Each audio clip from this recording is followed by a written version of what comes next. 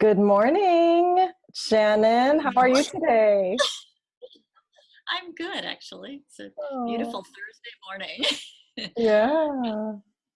So today is we have our second tea time for Gratitude Blooming, and last month we were talking about infinite possibilities, and this month we're focusing on celebration. Oh, nice. Well, you happen to have given me something like this recently, so I was trying to figure out how to put it up. I like how much bigger yours is. Is this good? I should just keep it like this the whole time. It's very exciting. I think I'm going to put it outside my office. Oh, that's lovely. I really was excited when you said yes to the tea time this month because I feel like we met in a very celebratory context. And and our whole story has just like unfolded in this beautiful way. And I feel like we've hit this milestone of celebration. So do you want to, I feel like I want to hear you share the story of how we met. That seems like a nice way to honor our celebration of this, Okay. of our like knowing each other. So we ended up on this amazing organic farm in Madras, Oregon, and I think it's a cattle ranch, but they kept the cows thankfully away from us. And we met because our campsites were close to one another, and I was there with my son, my teenage son, and my dog, and she was a puppy at the time, and so we met. I think everybody was there because she was romping all around.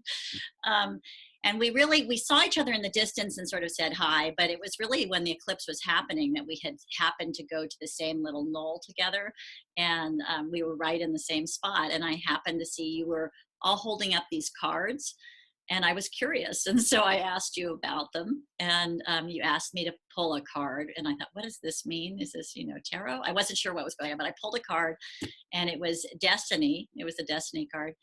And this was right as the eclipse was about to happen. And I remember thinking, oh my, is this related to the eclipse, or is it something different from that?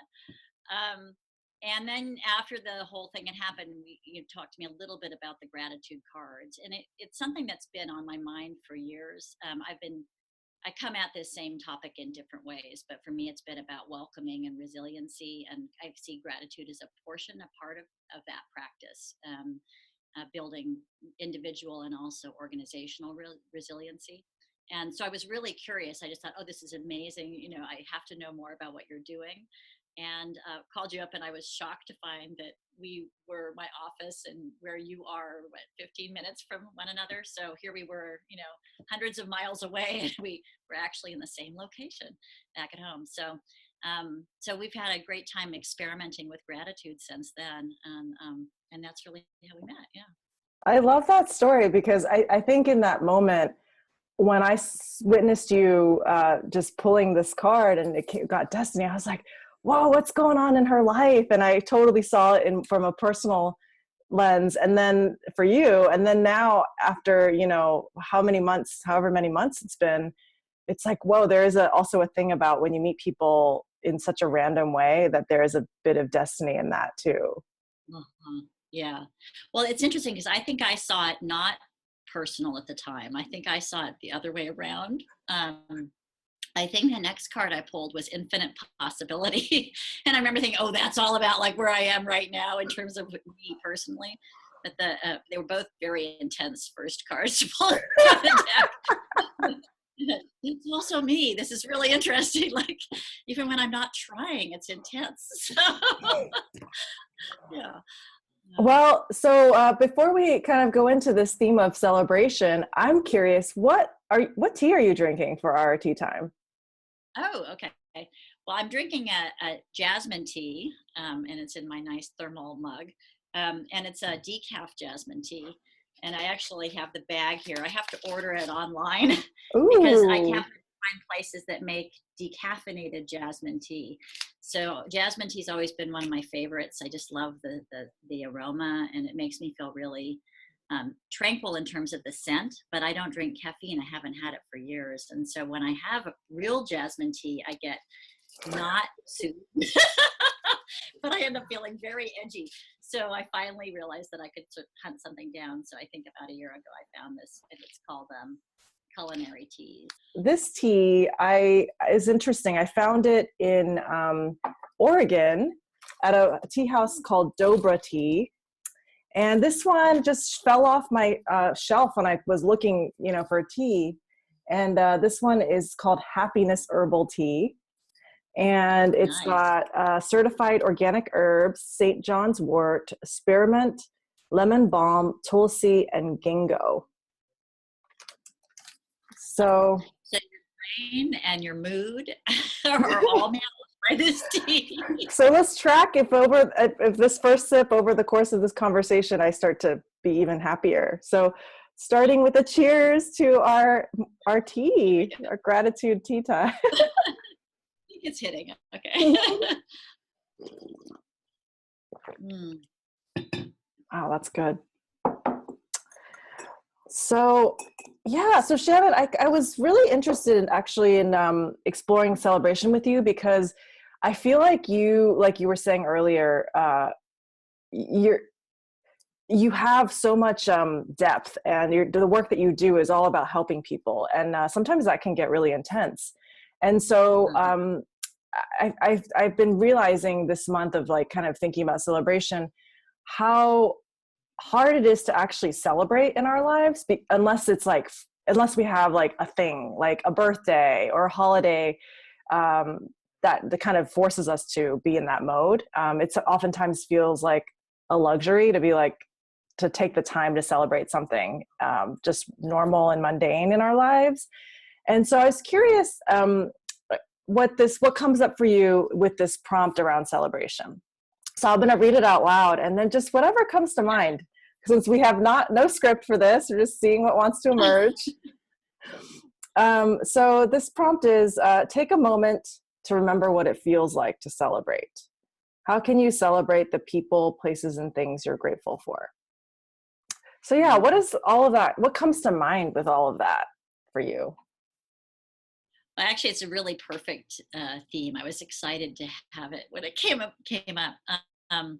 So celebration for me is it has a lot of profound meaning, actually. So in my family, I was the one who was sort of the quiet, intense, thinking, observant person, and celebration was not a part of my life, I think. And I think it's been maybe the last 10 years that I've really taken it on as something in my life. And I think a large part of that, and it may be the case for other people. So I'm a mental health professional, right? I'm a psychologist. I think about these things. And there was my grandmother had a huge amount. This was her role in life. I think if somebody were to say, what is Colleen? Her name's Colleen. What does she embody? It would have been celebration.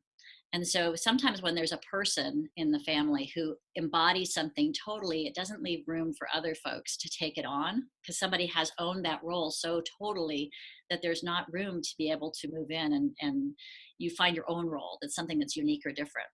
And so I've been really thinking about it. She passed away about 4 years ago, and it was a huge loss. And at the same time, when she passed away, we actually had this conversation about what it would mean for me to have her no longer there. And part of it was about, would I be able to take on parts of aspects that she had always wanted me to have more of, joy, celebration, that felt they were so embodied by her, there wasn't really much space for me. And I said, this is one of the things I really want to aim to do is take that aspect of you that you've manifested so fully in the world and bring it more into my own life. And so, and interestingly, I think it took a little while. It took maybe 6 months after she died for me to get to that point of saying, so what does that mean? And it just started to happen. I found that in a way I was never aware that there had been a competition is probably too strong a word, but this sense that there wasn't space as fully as after she was gone. And when she was gone, I both missed that presence so tremendous. I missed having somebody who celebrated life so fully, who welcomed every stranger, who made every day into something fun and unique, who said yes to everything. Sometimes in an unhealthy way, but there was a lot of yes. um, and I thought, well, gosh, so I've learned to be very judicious about what I say yes to and what I don't. Can I be more of a yes celebratory person and see what happens for me? And so I've been doing that a lot. And um, so I think the first thing that came to mind was her and celebrating her and her life and everything she gave to so many people. Um, and then the other part was just, again, for me, I think everything is about little moments. I don't need to have, this has always been there for me. I don't need to have a big event. And I think for many people, celebrating means, a group of people or an occasion, some kind of occasion or a party or a large gathering. And for me, celebration is an internal experience. It's just this complete burst of joy. And that can happen for me with a moment where there's a beautiful flower and I'm just looking at it and I'm in full appreciation of that flower, and the flower and I are having our little party right there in the moment, right, of mutual joy and celebration. Or it I can love be that. a dog on the street and we're just having a great time playing, and I'm just really celebrating her existence.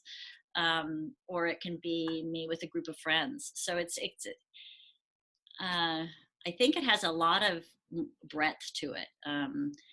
Celebration also has been something that I've done a lot of in teams. So I've done it very intentionally for years, not so much individually in my own life, but for years I've taken this idea of celebration and built it into teams. So we have lots of rituals around celebration in any team that I've been a part of. And it's critical. I mean, I think it's critical to resiliency. It's this idea that we do some things that are intentional, where we mark the moment and we say, this moment is going to be celebrated in this way. We're always going to take a moment when there's a grieving and find a way to celebrate that and to celebrate the beauty in the grieving. Or we're going to take this moment to celebrate this particularly joyful experience that just happened. So I think there's that, but then there's also celebrating spontaneously, where there's this little incident or situation that occurs and you just take a moment to have that little explosion or acknowledgement of that particular moment. We have been working together around bringing gratitude into your different environments. And we had around 15, 16 pilots going, and it's definitely been our biggest experiment to date. So I want to celebrate that we did this together from meeting each other at the eclipse. So I want to take a moment to just honor that and ask you, what are the things that you are most proud of, or like you want to celebrate of the work that we did together and bringing this to all of these different program sites, and maybe giving a little bit of context too for those people who will be listening to this and wondering, how does this work, in these different settings for mental health. Yeah, so I work for Telecare Corporation, and we're a family and employee-owned organization, and we've been around for 50 years. We serve people with severe and persistent mental illness. So that's a pretty heavy topic. It's heavy for the people that we serve who are going through this experience, because we typically work with people with very limited financial resources. There's often a lot of trauma in their lives, and the mental health is one part of that trauma, the mental health issue that's emerged. So I'm aware of that, and then that has an impact, of course, on the people working with them, supporting them, because there's so much that we give out, that sometimes people can feel depleted over time if they're not careful. So this idea of resiliency has been important to me since the days I was in direct service, providing services, to now, now I work outside of that, supporting the people who support the people. So I've really been focused on that for a number of years. And I think when I saw the cards, one thing I really liked about the idea of gratitude was that I think that is a way in to a couple of places. One is personal resiliency. So having your own gratitude practice where you become aware of the things that are working well in your life, or things that are that you're appreciative in that moment, can build your individual resiliency. And that's critical for all of us, particularly for people who are, have who have these jobs that are very intense and complicated emotionally. And then I think it's also important to have resiliency within a group. So if you're individually resilient, that's marvelous. But if your team is not individually resilient, is not resilient as a whole, then it's hard to hold on to your own resiliency as well. So what I was really excited about was the idea of exploring with you, how could we do this as a group? How could we take the cards and think about them as a group? And it happened that you were thinking about the same thing at the same time. So again, that destiny card was right there. So when we went and we met and I picked up the card decks from you, I said, but what about doing this in a big format? And he said, oh, we've just been thinking about creating these big posters. That's it. Let's work on it. So we did take the card decks. I took them to some of our big program meetings. We meet with programs, usually about 100 people at a time of our leadership, back in, I guess it would have been January and February, and showed them the posters, and we played with them as groups. They got really excited, and I just invited, we were hoping for maybe 4 or 5 pilots, and I invited any programs that were interested to let me know. We ended up with 16. So I remember being very, very grateful to you for producing a lot more materials than you'd ever expected in a short amount of time. So we had all these pilots, and what was important to me, and the only parameters that they had, was that they had to create something that used the posters and that used them in some way. But then also that they did it with the people we serve. So I wanted this to be something that was a shared practice, a shared gratitude practice with the people who are giving the services and the people who are receiving the services. Because I think there are too many times where we have rituals, again, to that idea, rituals that are separated from one another, as if we can't do them together. And gratitude is something that we should all be able to share in easily. There's no barrier to entry for gratitude. So the programs loved it. I think it was just an amazing experience. The staff ended up feeling replenished by the experience. They got to see that their team, both the ones that they work with in terms of employment, and also the larger team of the people that they're working with to provide services for, that there was a lot of alignment between them. They wanted a lot of the same things in their lives, and they appreciated a lot of the same things in their lives. So that built a sense of community and belonging. That's an important part of resiliency for a team. And then a lot of them did individual gratitude practices as well, using the cards or working in team meetings or other things, or working individually one-on-one with clients.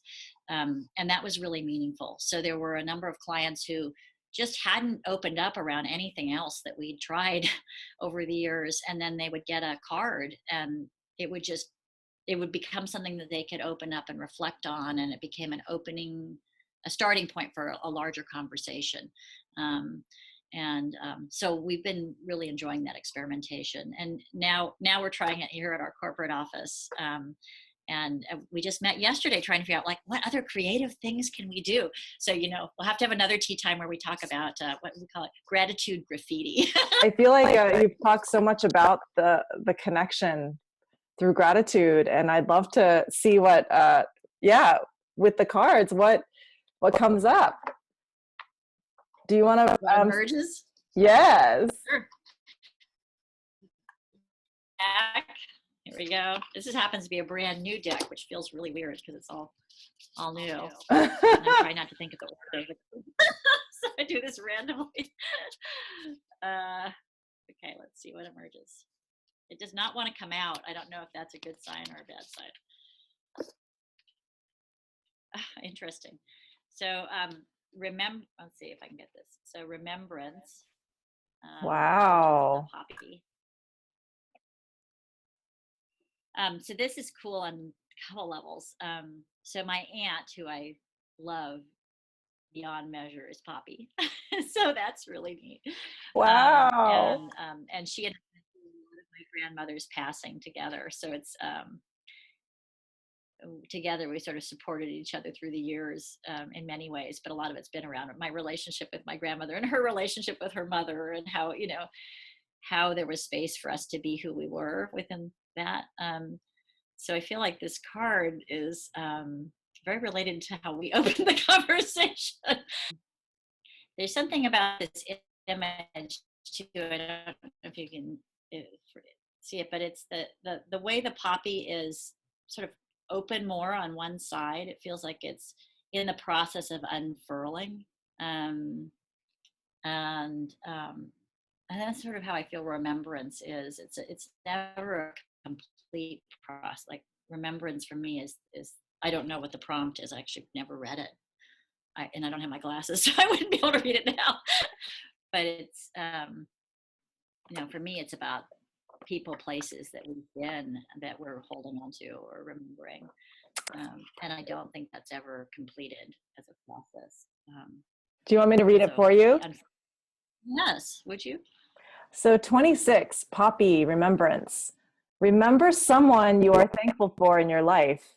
How can you honor them? Wow. Yeah, well, Granny, this is for you. Yeah, so I would say that's for Colleen, Crystal, Callista, Creedon.